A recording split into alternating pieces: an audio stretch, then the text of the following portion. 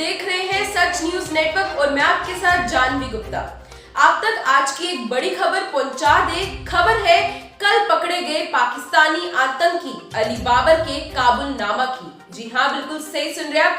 आइए जान लेते हैं किस तरह से पाकिस्तानी आतंकी ने खोली पाकिस्तानी सेना और आईएसआई की पोल। आइए आपको बता देते हैं। पाकिस्तानी सेना, पाकिस्तानी खुफिया एजेंसी आईएसआई और आतंकी संगठन लश्कर-ए-तैयबा कश्मीर में जिहाद के नाम पर आतंक फैलाने का जाल बुन रहे हैं। आपको बता दें, आतंकी संगठन मजबूर और गरीब तबके के युवाओं को टारगेट कर उनकी मजबूरी का फायदा उठाते हैं और यह खुलासा उत्तरी कश्मीर के सीमांत जिला बारामुल्ला के उड़ी सेक्टर में दबोचे गए लश्कर के पाकिस्तानी आतंकी अली बाबर ने किया है।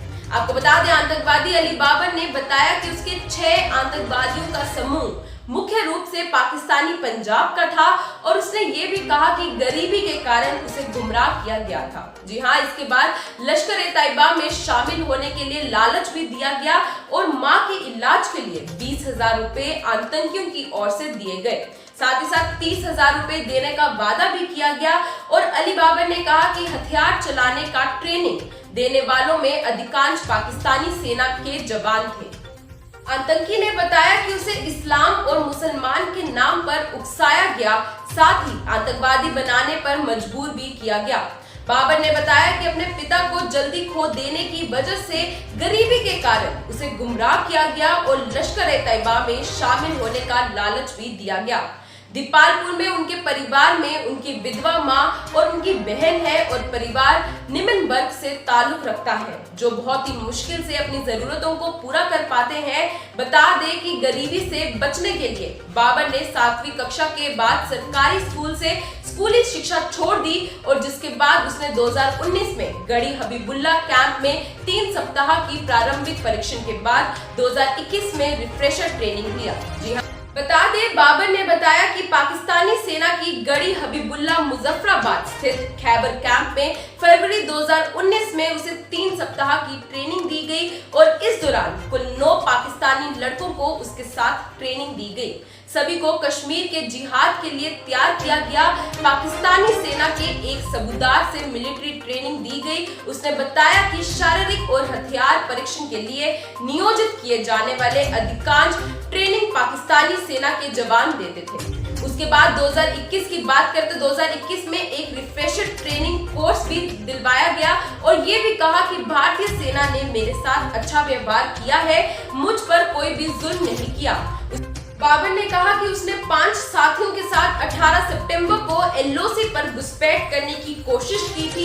भारतीय सेना ने देख लिया और हम पर फायरिंग कर दी। इस पर मेरे 4 साथी वापस पाकिस्तान की तरफ भाग गए और घुसपैठ के दौरान पाकिस्तानी सेना ने भारतीय चौकियों पर फायरिंग भी की थी। मैं और मेरा साथी बचने के लिए भारतीय सीमा में एक नाले में कूद गए।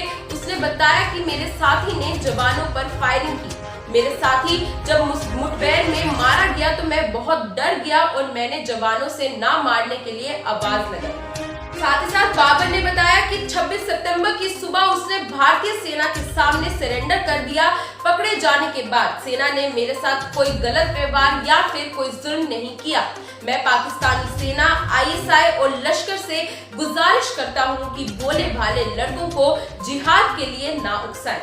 बाबर ने बताया कि इस्लाम खतरे में है और कश्मीर में मुसलमानों के खिलाफ किए जा रहे अत्याचारों सहित कथित हत्या के झूठे और नकली भीषण ट्रेनिंग के दौरान उपदेश का मुख्य विषय था।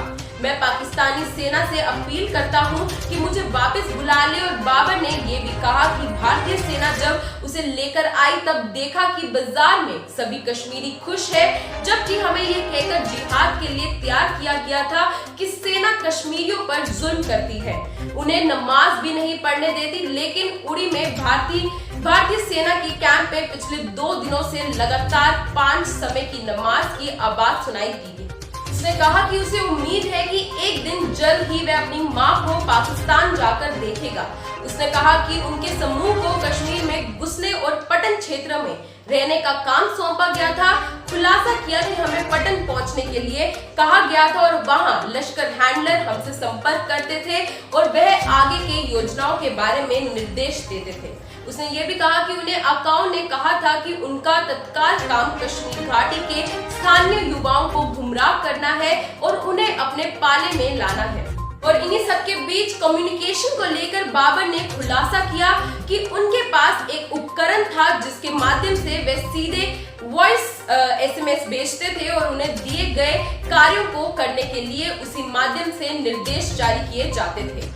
तो दर्शकों, ये थी पूरी खबर आपके समक्ष। जिस तरह से उरी सेक्टर में कल सुरक्षा बलों का एक ऑपरेशन कामयाब रहा, जी हां, उन्होंने एक आतंकी को मार गिराया और साथ ही साथ एक पाकिस्तानी आतंकी को पकड़ा भी है जिसने खुद सरेंडर कर दिया। पाकिस्तानी आतंकी का नाम था अली बाबर और आज अली बाबर द्वारा हमारे सामने एक बड़ा खुलासा आया है। जी हां, उसने खुद पाकिस्तानी एजेंसी ISI, पाकिस्तानी सेना और लश्कर-ए-तैयबा की पोल खोली है कि जिस तरह से वे मासूम बच्चों को गुमराह करते हैं और उन्हें ज्वाइन करने के लिए कहते हैं।